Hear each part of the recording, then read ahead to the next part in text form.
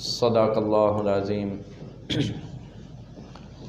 ہر قسم کی حمد و ثنا تعریفات اللہ وحدہ لا شریک کے لیے ہے، جو اللہ ساری کائنات کا اکیلا ہی خالق، مالک، رازق، مشکل کشا، حاجت روا، بگڑی بنانے والا، اولاد عطا کرنے والا، بیماروں کو شفا دینے والا، تنگ دستوں کو خوشحال کر دینے والا، ایک ہی اللہ وحدہ لا شریک ہے۔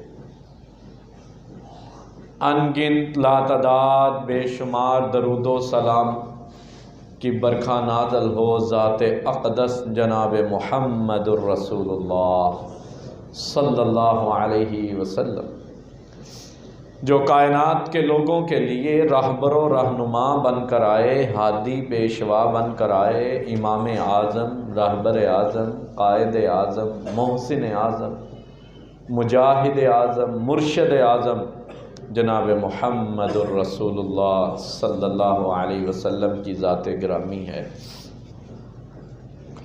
جو آیت قرآن مجید میں سے میں نے آپ کے سامنے تلاوت کی ہے، اللہ رب العالمین اس آیت میں تمام مومنین کو، کلمہ پڑھنے والوں کو، لا الہ الا اللہ کہنے والوں کو مخاطب ہیں۔ اللہ رب العالمین جو کہ میرا اور آپ کا رب ہے، ہمیں پالنے والا ہے، رزق دینے والا ہے، ہماری زندگی اور موت کا مالک ہے، ہر چیز پر اس کا قبضہ اور قدرت اور اختیار ہے، وہ اللہ مجھے اور آپ کو حکم دے رہا ہے، یا ایھا الذین آمنوا قوا انفسکم واہلیکم نارا۔ اے کلمہ پڑھنے والو، لا الہ الا اللہ کہنے والو، اللہ کو رب ماننے والو، محمد الرسول اللہ کو اپنا پیشوا ماننے والو، تمہارا رب تم کو حکم دے رہا ہے اپنے آپ کو اور اپنے ارد گرد کے لوگوں کو، اپنے گھر والوں کو، اپنے دوستوں کو، اپنی اولاد کو جہنم کی آگ سے بچا لو۔ بچانا کیسے ہے؟ اس کا انداز سید الاولین والآخرین امام اعظم محمد الرسول اللہ صلی اللہ علیہ وسلم نے اپنی سیرت سے، اپنے احادیث سے اپنی امت کو سمجھا دیا، بتلا دیا۔ گزشتہ جمعہ تربیت اولاد کے حوالے سے گفتگو تھی، کچھ حصہ باقی رہ گیا تھا، انشاءاللہ الرحمن اللہ تعالیٰ کی مدد سے کوشش کروں گا آج چند مزید باتیں اس حوالے سے آپ کے سامنے جو ہے وہ گوش گزار کر سکوں۔ انسان کی تربیت کے 3 مراحل ہوتے ہیں، اس کو ہم سب نے سمجھنا ہے۔ پہلا مرحلہ اس کا گھر کے اندر ہوتا ہے، جس کو ہم اس کا بچپن کہتے ہیں، اور یہ تقریباً 7 سال یا 6 سال کی عمر تک کا ہوتا ہے، پیدائش سے لے کر 6 یا 7 سال تک۔ دوسرا مرحلہ اس کی اسکولنگ کا ہوتا ہے، اس کے مدرسے کا ہوتا ہے، اس کی پڑھائی تعلیم کا ہوتا ہے، اور تیسرا مرحلہ اس کا معاشرتی مرحلہ ہوتا ہے، جس میں اس نے معاشرے کے لوگوں کے ساتھ معاملات کرنے ہوتے ہیں، وہاں سے اسے سیکھنے کو جو ملتا ہے۔ یہ 3 مراحل ہوتے ہیں تربیت پانے کے، 3 مراحل ہوتے ہیں انسان کو کچھ سیکھنے کے لیے، گھر سے ملتا ہے، اسکول سے ملتا ہے، اور معاشرے سے ملتا ہے۔ گزشتہ جمعہ میں نے تربیت کے کچھ نکات آپ کے سامنے رکھے تھے، جس میں سے پہلا یہ تھا کہ آپ نے اپنی اولاد کے لیے، اگر بیٹا ہے تو اس کے لیے جو بیوی کا یعنی بہو کا جو انتظام کرنا ہے، اہتمام کرنا ہے، جو انتخاب کرنا ہے، اس میں آپ کو بہت احتیاط برتنی ہے۔ آپ نے اس میں دین کو اہمیت دینی ہے، دین کو ملحوظ خاطر رکھنا ہے، اس کی سیرت کو دیکھنا ہے کہ جس لڑکی کے ساتھ ہم اپنے بیٹے کی نکاح کر رہے ہیں، شادی کر رہے ہیں، یا میں جس کے ساتھ اپنا نکاح کرنے جا رہا ہوں، آیا کہ سیرت کے حوالے سے یہ عورت کل آنے والے دنوں میں میری اولاد کی، میری نسل کی پرورش اور تربیت کیسا کرے گی، اس کا بہت زیادہ اہتمام کرنا ہے۔ اور اگر آپ نے اپنی بیٹی کی شادی کرنی ہے تو صرف لڑکے کا کاروبار مت دیکھیے گا، صرف اس کی آمدنی، اس کی اچھی نوکری مت دیکھیے گا، لڑکے کا کردار، اس کا دین، اس کا دین کے ساتھ تعلق، تقوی، یہ چیزیں آپ نے سب سے پہلے دیکھنی ہے، پھر آنے والے کل میں اچھی نسل پروان چڑھے گی۔ دوسرا جو اولاد کا حق ہے، پیدائش سے پہلے اس کے لیے دعائیں کی جائیں، اور دعا کرنی ہے کہ اللہ صالح اولاد عطا فرمائے، جیسے سیدنا ابراہیم علیہ السلام نے دعا کی تھی رب ہب لی من الصالحین، سیدنا زکریہ علیہ السلام نے دعا کی تھی رب ہب لی من لدنک ذریۃ طیبہ۔ تو اولاد کے لیے صالح اولاد کی دعا یہ لازم ہے کہ وہ صالح ہونی چاہیے، یہ دعا کرنی ہے۔ اور تیسرا، اس پر گفتگو ہو چکی ہے، تیسرا حق یہ تھا کہ جب اولاد پیدا ہو جائے تو پھر اس کا عقیقہ کیا جائے گا، جو کہ 7ویں دن لازم ہے۔ یہ رسول اللہ صلی اللہ علیہ وسلم نے فرمایا کہ جب کوئی اولاد پیدا ہوتی ہے، لڑکا ہو یا لڑکی ہو، جب کوئی انسان دنیا میں آتا ہے تو وہ رہن ہوتا ہے اپنے عقیقے کے عوض میں، یعنی جسے ہم کہتے ہیں کہ قرض میں اسے چھڑانا ہے، وہ عقیقہ جو ہے وہ کرنا ہے۔ عقیقہ کرنے کے بعد جو ہے وہ اولاد جو ہے وہ آزاد ہو جاتی ہے، اور بہت ساری بیماریوں سے اور بہت سارے ایسے معاملات جس میں انسان مشکلات، پریشانی اور دکھوں میں رہتا ہے، خاص طور پر بڑے ماں باپ پریشان ہوتے ہیں، اولاد نافرمان ہے۔ ہاں، اس میں ایک عنصر یہ بھی ہوتا ہے، اس کا عقیقہ نہیں کیا ہوتا، شیطان کی گرفت میں ہوتی ہے آپ کی اولاد، اس کو شیطان کی گرفت سے آزاد کرنے کے لیے اس کا عقیقہ رسول اللہ صلی اللہ علیہ وسلم نے حکم دیا، یہ لازم ہے۔ اچھا، عقیقے کے معاملات میں پچھلے جمعے بھی، گزشتہ جمعے جو ہے وہ بھائی نے یاد کروایا تھا کہ کچھ لوگ جو ہیں وہ قربانی کے جب جانور لیتے ہیں تو اس میں سوچ رہے ہوتے ہیں کہ ہم اپنی اولاد کا عقیقہ جو ہے وہ اس گائے کے 7 حصوں میں جناب 2 حصے میرے بیٹے کے عقیقے کے بھی ہیں۔ یہ بالکل نہیں ہو سکتا، کسی صورت نہیں ہو سکتا۔ عقیقہ ایک الگ عمل ہے، قربانی وہ ایک الگ عمل ہے، لہذا عقیقہ صرف 7ویں دن کرنا ہے، اور اس کے لیے اگر بیٹا ہے تو 2 جانور، بیٹی ہے تو 1 جانور، اس میں قربانی کی شرائط نہیں ہے۔ آپ چاہے بکری کا بچہ چھترا کر لیں، دمبا کر لیں، اونٹ کر لیں، گائے کر لیں، 2 جانور کرنے ہیں، یا آپ جو ہے وہ 1 جانور اگر بیٹی ہے تو۔ پھر اسی طرح 5واں حق جو اولاد کا ہے، 7ویں دن اس کا نام منتخب کر لیا جائے۔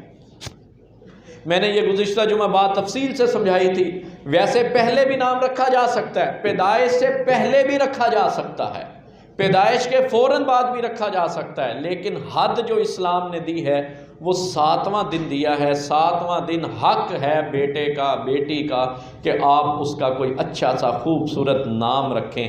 اور یاد رکھیے گا، ناموں کے بھی شخصیت پر بڑے اثرات ہوتے ہیں، لہذا نام رکھتے وقت آپ نے جو ہے بڑا احتیاط سے کام لینا ہے، اور اگر جب نام رکھ لیا جائے، آنے والے کل میں اپنے بیٹے کو یا بیٹی کو اس نام کی اہمیت یاد دلانی ہے کہ دیکھ، میں نے تیرا نام اگر سلمان رکھا ہے تو یہ سیدنا سلمان فارسی کی محبت میں رکھا ہے، لہٰذا تیرا کردار جو ہے وہ سلمان فارسی جیسا ہونا چاہیے، کسی اور سلمان جیسا نہیں ہونا چاہیے۔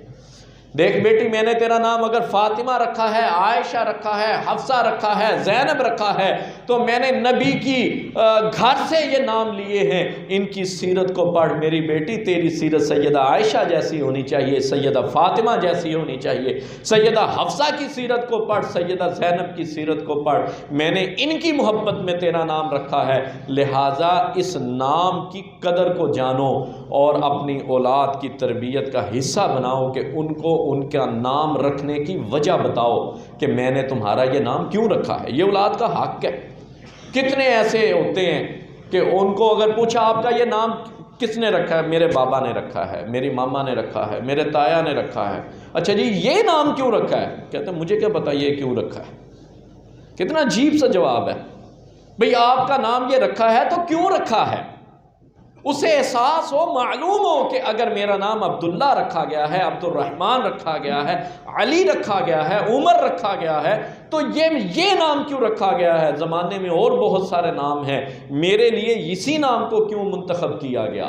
لہٰذا اس کی اہمیت انہیں یاد دلائی جائے کہ بیٹا میری بیٹی، میں نے تمہارا یہ نام اس لیے رکھا تھا، لہٰذا اپنی شخصیت میں ان کی شخصیت کا اثر لے کر آؤ، وہ کردار لے کر آؤ جس کردار کی وجہ سے میں نے تمہارا یہ نام رکھا ہے۔ پھر آگے چلیں، ہمارے ہاں عجیب سے معاملات ہوتے ہیں، کچھ ایسی رسمیں ہیں جو اولاد کا حق نہیں ہے، لیکن ہم انہیں اس کا حق سمجھ لیا ہے، اور ہم وہ غیر اسلامی رسمیں کرتے ہیں جو اسلام کا حکم ہے اس سے ہم نے اپنے آپ کو دور رکھا ہوا ہے۔ مثال کے طور پر پیدائش کے بعد وہ جو ہمارے ہاں خاص طور پر چھلا کے نام سے ایک رسم کی جاتی ہے کہ جس میں جناب جی اب بچہ جو ہے وہ نانی کے گھر ہے، وہ چھیلا جب ہے، آج اس نے چھیلا نہا لیا ہے تو آج ہم نے اس بہت بڑی دعوت کرنی ہے۔ ایسی دعوت کا اسلام میں تصور ہی نہیں ہے۔ دعوت جو ہے وہ عقیقے کی ہے، وہ آپ کریں، وہ لازم ہے، عقیقہ کرنا ہے۔ لہذا غیر اسلامی رسومات سے اپنے آپ کو بھی اپنے گھر والوں کو بچائیں، اور اس کا بہت بڑا اثر ہوتا ہے آپ کی اولاد کے اوپر، تربیت کے اوپر۔ پھر جب آپ نے یہ ان مراحل سے جب گزر گئے ہیں، اب گھر کے اندر بچہ جو ہے وہ کچھ ایسی عمر میں پہنچ چکا ہے، توتلی باتیں کرنے لگا ہے۔ یہ بڑا اہم مرحلہ ہوتا ہے ہمارے ہاں، اس میں بہت زیادہ میں کہتا ہوں سستی کی جاتی ہے۔ جب بچہ توتلی باتیں کرنا ہو تو اسے وہ اللہ کا نام سب سے پہلے سکھایا جائے۔ یہ جو ہمارے ہاں سب سے پہلے ماما، پاپا، بابا، یہ تو اس نے کہنا ہی ہے، جب بڑا ہو جائے گا اس نے ماں کو ماں ہی کہنا ہے، باپ کو بابا ہی کہنا ہے، باپ ہی کہنا ہے، یہ بتانے کی بھی ضرورت نہیں ہے۔ جب وہ بڑا ہو جائے گا اسے خود ہی پتہ چل جائے گا، یہ میرا ماموں ہے، یہ میرا چاچو ہے، یہ میرا تایا ہے، یہ میری ماں ہے، یہ میری خالہ ہے، یہ پھپھو ہے، سارے رشتے پتہ چل جاتے ہیں۔ جو ضرورت ہے اس عمر میں وہ اس کو یہ بتانے کی ہے کہ بیٹا اگر تو دنیا میں آیا ہے تو کس رب کی نعمت سے آیا ہے، اس رب کا نام پتہ ہونا چاہیے۔ اسے بتائیے کہ تیرا رب کون ہے، اسے اللہ۔ جب وہ بار بار یہ لفظ سنے گا نا، اللہ اللہ اللہ، تو اس دوران اس کے دماغ میں، ذہن میں، کانوں کی سماعت میں یہ جملہ، یہ لفظ، یہ نام ہوگا کہ اللہ، میں نے یہ نام بڑا سنا ہے۔ لہٰذا جیسے جیسے ہوش ہوتی جائے گی اسے پتہ چلتا جائے گا کہ اللہ ہے کون ہے جس کا نام میں نے اتنا سنا ہے۔ اللہ کا نام یہ بہت ضروری ہے۔ اس دوران میں ایک بات بھول گیا، وہ یاد آیا کہ ماں کا دودھ پلانا بہت بڑا عمل ہے، بڑا اہم عمل ہے۔ ماں، اب یہاں پر وہ جو بات میں نے شروع میں کہی کہ ماں کا انتخاب جب کیا جائے گا نا تو یہ تربیت کا مرحلہ ہے۔ ماں دودھ پلا رہی ہے، اب جب ماں دودھ پلا رہی ہوگی اور محبت سے پلا رہی ہوگی، جیسے ایک صحابی کے بارے میں آتا ہے کہ وہ جب اپنے گھر میں گئے تو انہوں نے دیکھا کہ ان کی بیوی اپنے بچے کو دودھ پلا رہی ہے، تو انہوں نے جا کر کہا اس کو ویسے دودھ نہ پلانا جیسے بکری اپنے بچوں کو دودھ پلاتی ہے، بلکہ اس کے اندر اپنی ممتا کی محبت جو ہے، دین کی محبت اس کے اندر ڈالنا، تاکہ اس کو پتہ چلے کہ میری تربیت کرنے والی میری ماں ہے، اس ماں نے مجھے دودھ پلایا ہے۔ ہمارے ہاں پنجاب میں تو خاص طور پر آپ بھی سمجھتے ہیں، جانتے ہیں، کسی کی بہادری کو للکارنا ہو تو ہم کہتے ہیں ہاں بھائی اگر ماں کا دودھ پیا تو آ سامنے۔ یہ بڑا عام ہے۔ اللہ تعالیٰ نے طاقت رکھی ہے، قوت رکھی ہے، بیماریوں سے بچاؤ رکھا ہے۔ میرے رب نے ماں کے دودھ میں انسان کے لیے سب سے پہلی خوراک جو اللہ نے پیدا کی ہے وہ تو ماں کا دودھ پیدا کی ہے، لہٰذا ماں کا دودھ بہت ضروری ہے۔ یہ تربیت کا حصہ ہے، یہ اولاد کا حق ہے، کیونکہ ہمارا موضوع تو یہ چل رہا ہے کہ اولاد کا حق کیا ہے۔ یہ اولاد کا حق ہے، یہ اسے ملنا چاہیے، اگر نہیں ملا تو آپ نے اپنی اولاد کے حق کو غصب کیا ہے، اس کے حق کو چھین لیا ہے۔ اب ماں دودھ پلا رہی ہے، اس دوران ماں بچے کے ساتھ اللہ، اذکار، دین کی بات، کچھ آیات، یہ بچہ سن رہا ہے، بچے کی تربیت ہو رہی ہے، اسے پتہ چل رہا ہے۔ لیکن اگر دوسری طرف سوچیں، تصور کریں، اب ماں بیٹھی ہے ٹی وی کے سامنے، کیبل چل رہی ہے، فلم دیکھ رہی ہے، ڈرامہ دیکھ رہی ہے، میوزک لگا ہوا ہے، ماں دودھ پلا رہی ہے، ماں کی بھی توجہ اس طرف ہے، بچہ بھی وہی سنی جا رہا ہے۔ تو آنے والے کل میں جب ماں باپ اس بات کا شکوہ کرتے ہیں کہ بچہ جو ہے ہر وقت ہماری بات ہی نہیں سنتا، ہر وقت ٹی وی میں ہی دیکھا رہتا ہے، بلاؤ بھی تو بات نہیں سنتا، پتہ نہیں کیا ہو گیا اسے۔ بھائی اس کو ہوا وہی ہے جو آپ نے اس کو تربیت دی ہے، آپ نے اس کی توجہ ہی ساری ٹی وی کی طرف کر دی ہے، توجہ ہی ساری گانے اور میوزک کی طرف کر دی ہے، تو صاف ظاہر ہے اسے جو سننے کو ملا ہے اب اس کی محبت اس کے اندر جو ہے وہ گھر کر چکی ہے۔ لہٰذا ماں کا دودھ پلانے کے وقت جو ہے وہ اپنی اولاد کو دین کی طرف راغب کرنا، اسے وہ جو لوری لفظ ہوتا تھا، لوری دی جاتی تھی، اللہ اللہ اللہ اللہ، دماغ میں، ذہن میں، کانوں میں، آنکھوں میں یہ جملہ، یہ لفظ جب آتا ہے تو پھر وہ کل آنے والے کل میں جب اسے ہوش آئے گی وہ جانے گا کہ اس لفظ اللہ کو میں نے بڑا سنا ہے، اپنی ماں سے سنا ہے، اپنے باپ سے سنا ہے، اسے اللہ کی پہچان ہونا شروع ہو جائے گی۔ پھر جیسے جیسے بچہ بڑھتا جائے گا، اب 7 سال کی عمر ایسی ہوتی ہے، رسول اللہ صلی اللہ علیہ وسلم 7 سال کے بچے کے لیے تربیت کا خاص اہتمام فرمایا کرتے۔ سیدنا علی رضی اللہ تعالیٰ عنہ کا ایک قول ملتا ہے کہ جب ہمارے بچے 7 سال تک ہم اپنے بچوں کی تربیت کرتے گھر کے اندر، 7 سال تک، جب وہ 7 سال کے ہو جاتے پھر ہم انہیں پریکٹیکل کی طرف لے کر آتے، عملی طور پر جو 7 سال انہوں نے سنا تھا اب وہ کرنے کا وقت آ چکا ہے، تو اگلے 7 سال ہم ان کو پریکٹیکل میں اپنے ساتھ لے کر آتے، پھر اگلے 7 سال کے بعد ہم ان کو اپنا دوست بنا لیا کرتے۔ یہ تربیت کا حصہ ہے۔ لہذا اولاد کے سامنے اب کبھی بھی اپنے چھوٹے بچے کے سامنے کوئی ایسا جملہ، کوئی ایسا لفظ مت نکالیے جو کہ معیوب ہو اور کل آنے والے کل میں جب ہمارے لیے بھی پریشان کن ہو۔ جب بھی اس کے سامنے بات کریں اچھے آپ کے ساتھ بات کریں۔ ہم یہ توتنا کرتے ہیں، بعد میں کہتے ہیں لو جی چھوٹا سا ہے دیکھو کتنا بدتمیز ہے۔ بھئی اس نے بدتمیزی کہاں سے سیکھی ہے؟ گھر سے سیکھی ہے۔ ہم چھوٹی چھوٹی جب بچے توتلے ہوتے ہیں ہم انہیں گالیاں سکھا رہے ہوتے ہیں، اور اگر وہ توتلی گالی نکالے ہم خوش ہو رہے ہوتے ہیں اور دوسروں کو بتاتے ہیں یہ دیکھ اس نے کتنی پیاری گالی نکالی، معاذ اللہ۔ یہ حقیقت ہے، ہم خوش ہوتے ہیں، جبکہ ہمیں اس وقت جو ہے وہ تربیت کا وقت ہے، اس کے بعد تربیت نہیں ہوتی۔ جب 12-14 سال کا بچہ نافرمان نکلتا ہے اس وقت ہمارے ہاتھ سے گیم نکل چکی ہوتی ہے۔ لہٰذا ہم نے کیا کرنا ہے؟ اس کی تربیت، اس کے سامنے وہ الفاظ ادا کرنے ہیں۔ جب ہم نے مسجد میں جانا ہے بچے کو ساتھ لے کر جانا ہے۔ ہاں یہاں یہ بات میں اب کرتا چلوں، مسجد میں بچوں کا ہونا یہ بہت ضروری ہے۔ افسوس ہے مساجد میں بزرگ تو ہیں ہی ہیں، نوجوان تو پھر بھی آ جاتے ہیں لیکن بچے نہیں آ رہے، اور یہ ہمارے لیے انتہائی پریشان کن صورتحال ہے کہ ہمارے بچے جا کہاں رہے ہیں؟ اگر مسجد نہیں آ رہے تو پھر کہاں جا رہے ہیں؟ یقیناً کہیں نہ کہیں انہوں نے جانا ہے۔ اگر وہ مسجد نہیں آ رہے وہ پھر کسی ایسی جگہ جا رہے ہیں جہاں ان کی تربیت اچھی نہیں ہو رہی۔ لہذا بچوں کو مسجد میں لے کر آئے، ان کی عادت اپنائیں کہ وہ ان کی عادت بن جائے وہ مسجد میں آیا کریں۔ اور میں خاص طور پر اپنے بزرگوں سے یہ بات بڑی درد دل سے یہ بات کہتا ہوں کہ اگر کوئی بچہ مسجد میں آ جائے اور بچہ ہوتا ہے شرارتی، اگر کوئی شرارت کر لے اسے ڈانٹے نہیں، اسے مسجد سے بھگائے نہیں، ہاں سمجھا سکتے ہیں، پیار سے سمجھائیں کہ بیٹا دیکھو یہ اللہ کا گھر ہے، یہاں ہم عبادت کرنے آئے ہیں، آپ بھی عبادت کرنے آئے ہیں، اللہ کی عبادت کریں۔ لیکن اگر کوئی بچہ اگر شرارت کر بھی لے، جو کہ بچے کی آپ فطرت میں ہے شرارت، وہ گھر میں بھی شرارت کرتا ہے وہ مسجد میں بھی کرے گا، لیکن اگر آپ نے اس کی اس شرارت کی بنا پر اسے ڈانٹ دیا، اسے مسجد سے بھگا دیا، دوبارہ مسجد میں لانے کے لیے کئی سال لگ جائیں گے آپ کو۔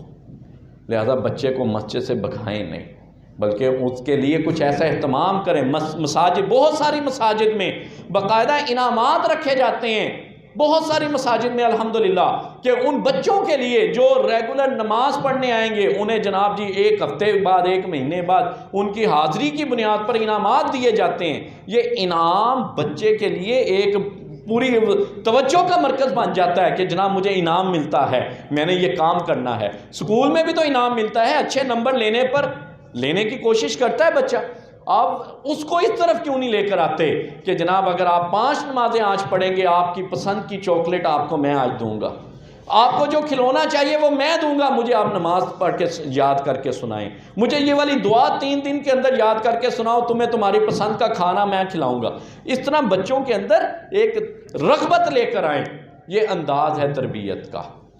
جب یہ 7 سال سے 10 سال تک کی عمر میں اب ان کی آگے سکولنگ کا مسئلہ آ رہا ہے، ان کے سکول میں انہوں نے جانا ہے، ان کے لیے ہمارے ہاں یہ انتہائی دکھ اور افسوس کے ساتھ آج میں یہ بات کرتا ہوں، اور اکثر یہ بات میں کرتا ہوں کہ ہمارے معاشرے، یہ اسلامی ملک ہے، اسلامی ریاست ہے، لیکن کوئی اسلامی سکول الا ماشاءاللہ چند ایک کے علاوہ یہاں موجود نہیں ہے۔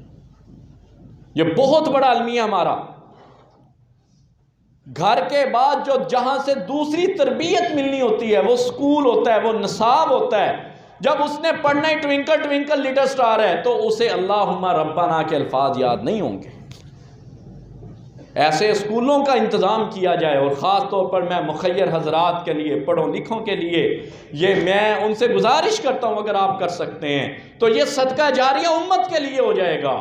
ایسے اسکول پیدا کر، ایسے اسکول بنا دیں کہ جہاں پر انہیں اچھی تعلیم، اور وہ تعلیم نصاب ایسا ہو کہ ان کے اندر ان کی دین کی تربیت ہو رہی ہو، ان کی دین کی تربیت کا اہتمام کریں۔ پھر یہ وہ عمر ہوتی ہے، خاص طور پر بیٹیوں کے معاملے میں، یہ 7 سال سے 10 سال کا جو عرصہ ہوتا ہے، اس میں آپ نے اپنے بیٹے اور بیٹی کے لباس کا اہتمام کرنا ہے، انہیں لباس کا انداز سمجھانا ہے کہ دیکھو بیٹا یہ والا لباس یہ ہم کیوں نہیں پہنتے، انہیں سمجھانا ہے، بتانا ہے کہ دیکھ اس لباس سے رسول اللہ صلی اللہ علیہ وسلم نے منع کیا ہے، یہ ہم مسلمانوں کے لیے جائز نہیں ہے۔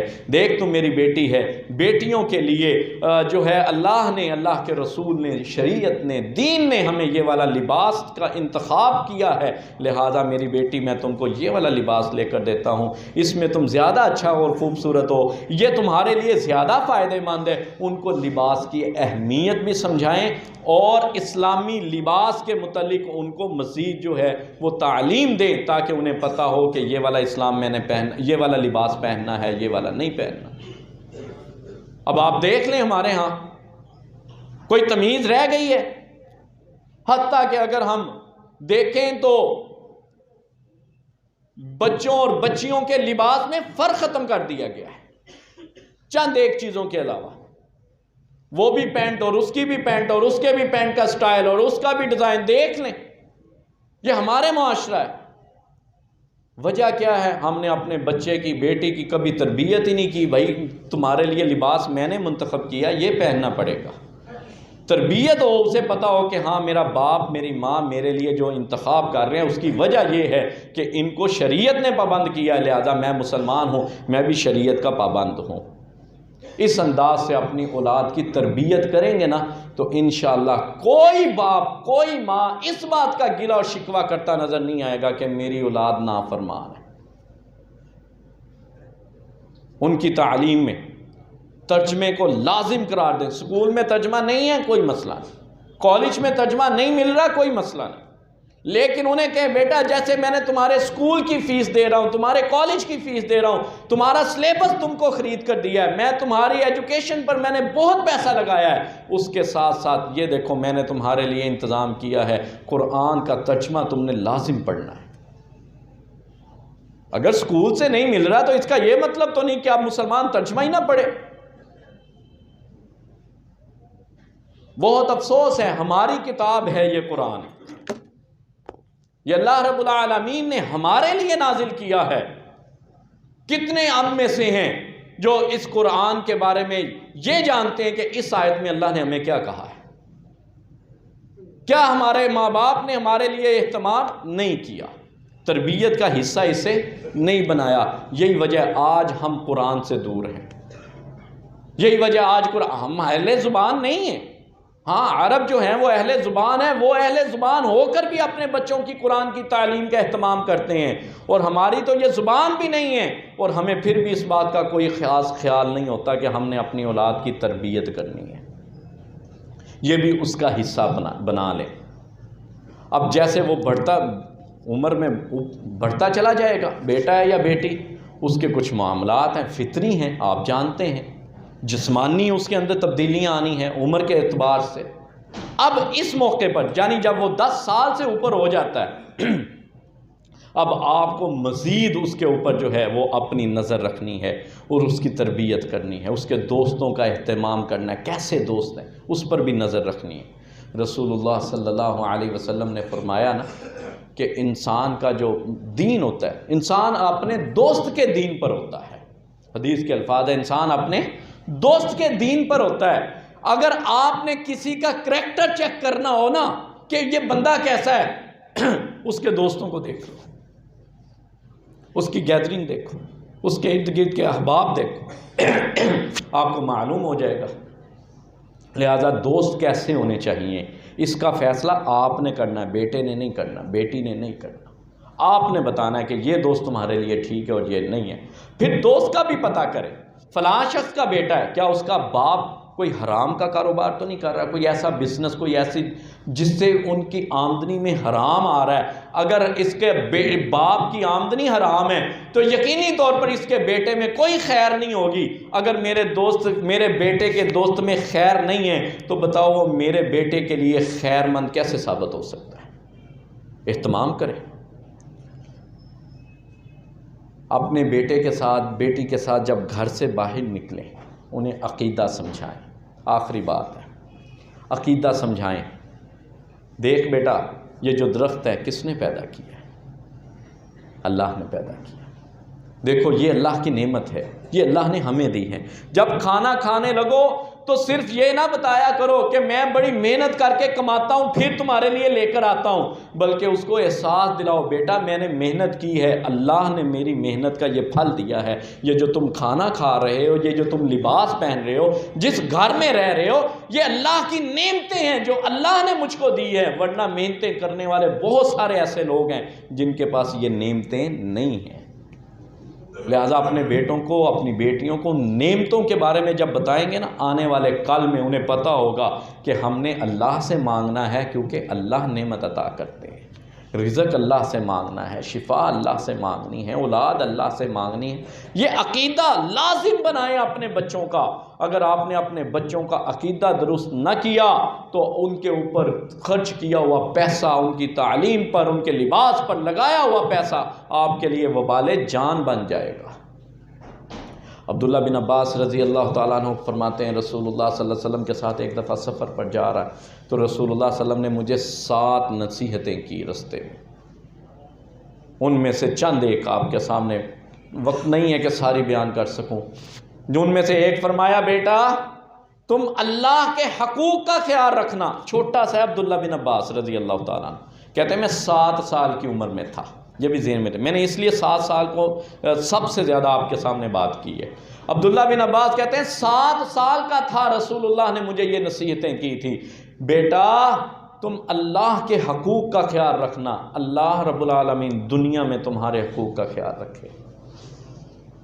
میرے بیٹا جب بھی کوئی مشکل آئے، کوئی مصیبت آئے، اللہ سے مانگنا۔ یہ بیٹے کو نصیحت سمجھایا جا رہا ہے، تربیت، اللہ سے مانگنا، تم اللہ کی مدد کو اپنے سامنے پاؤ گے۔ فرمایا بیٹا مدد ہمیشہ صبر کے ساتھ آتی ہے، جو بچے کو سکھایا جا رہا ہے۔ آپ اپنے بچوں کی تربیت اس انداز سے کریں، ان کے عقیدے کے اوپر جب آپ محنت کریں گے، تربیت پر کریں گے۔ اب بچہ گھر میں ہوتا ہے، آپ بھی گھر میں ہیں، تو یہ نہ ہو جیسے میں نے گزشتہ جمعہ کہا کہ اگر باپ گھر میں آئے تو بچے مختلف کمروں کے اندر ڈر کے بھاگ نہ جائیں کہ بابا گھر میں آ رہے ہیں، ابو گھر میں آ گئے ہیں، نہیں، بلکہ وہ جہاں بھی بیٹھے ہیں وہاں سے اٹھ کر آ جائیں کہ ہاں ہمارے بابا گھر آ گئے، ہمارے ابو گھر آ گئے۔ آپ ان سے محبت کریں، انہیں وقت دیں، ان سے حال احوال پوچھیں، ان کی تعلیم کا پوچھیں، سارے دن کی رپورٹ ان سے لیں، اور خاص طور پر اپنی بیوی کے ساتھ آپ نے اس معاملے پر روزانہ جو ہے اس بنیاد کے اوپر کہ دیکھ میں گھر پر نہیں ہوں لیکن تربیت تو نے کرنی ہے۔ پھر یہ ایک وقت آئے گا جب آپ کی یہی اولاد بڑی ہو جائے گی، پھر اس کے لیے جو ہے آپ نے بہتر، جیسے ہی اولاد جوان ہو جائے ان کے لیے جو ہے وہ نکاح کا اہتمام کریں، ان کا نکاح کر دیں۔ اچھا یہاں ایک بات مختصر پھر بتاتا چلوں کہ جب اس عمر پر پہنچتے ہیں نا، یہ فطری بات ہے، اس میں شرم نہ کھایا کریں۔ بہت سارے ماں باپ کو میں نے دیکھا ہے وہ اس موضوع پر بات ہی نہیں کرتے اپنی اولاد سے، پھر اولاد بگڑ جاتی ہے۔ انہیں سمجھائیں کہ بیٹا دیکھ تو تمہارے لیے جائز محبت کون سی ہے اور ناجائز محبت کون سی ہے۔ یہ بڑا اہم، آج کے دور میں بڑا اہم مسئلہ ہے، نہیں ماں باپ اس پر بات کرتے۔ صرف گلا کریں گے پھر بعد میں کہ دیکھ میرے بیٹے نے میری بیٹی نے جو ہے وہ میرا سر شرم سے جھکا دیا ہے اور مجھ کو رسوا کر دیا ہے۔ بھائی جب وقت تھا تم نے اسے سمجھایا ہی نہیں، بتایا ہی نہیں، تم نے اوروں پر چھوڑ دیا، اوروں نے پتہ نہیں پھر کیا سمجھایا ہوگا اسے۔ لہٰذا یہ آپ کی ذمہ داری، اپنی اولاد کو یہ سمجھائیں جائز ناجائز محبتوں کے بارے میں، پھر جب آپ مناسب سمجھے ان کا نکاح کر دیں۔ محترم بھائیوں، نکاح سے ہم نے بات شروع کی تھی، نکاح پر آ کر بات مکمل ہوتی ہے۔ یہ ایک نکاح سے نکاح تک کا عمل جو ہے یہ اولاد کی تربیت کا عمل ہے۔ اس کو انشاءاللہ اگر ہم نے اپنا لیا، ہمارے گھروں کے اندر بھی امن اور سکون ہوگا، ہماری اولادیں ہمارے لیے صدقہ جاریہ ہوں گی۔ اللہ تعالیٰ کہنے والے اور سننے والوں کو عمل کرنے کی توفیق عطا فرمائے۔ وآخر دعوانا ان الحمدللہ رب العالمین۔